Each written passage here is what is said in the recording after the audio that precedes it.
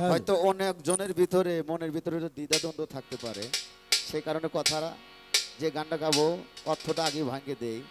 বিশেষ করে যে করে যার কামনা সর্বক্ষণ তাকে নিয়ে ভাবে, তাই অনেক ভালোবাসা বাহ্যিক হোক আধ্যাত্মিক হোক আর যত গোপনীয় ভালোবাসা হোক না কেন, উনি কিন্তু চায় ভাই রে আমি তোর সাথে ভালোবাসা করেছি, এত পীড়িত করেছি, এত ভালোবেসেছি, আমি যদি মরে যাই তাহলে তোর হাতের একটা মাটি, এক মুঠ মাটি আমার কবরে দিস। এটা প্রার্থনা করে থাকে, এটা রিকোয়েস্ট করে থাকে।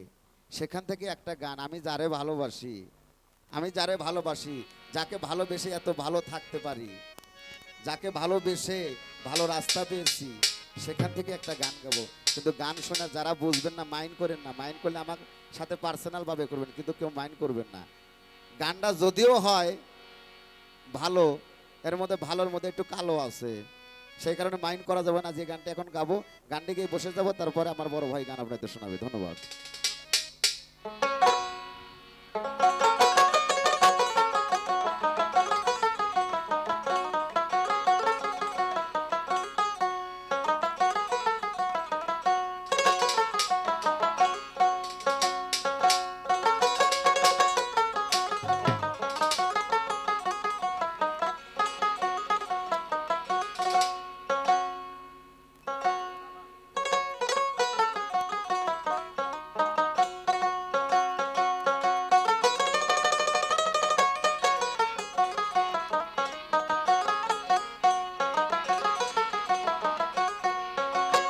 আমি চাই না রে বেহেস্ত,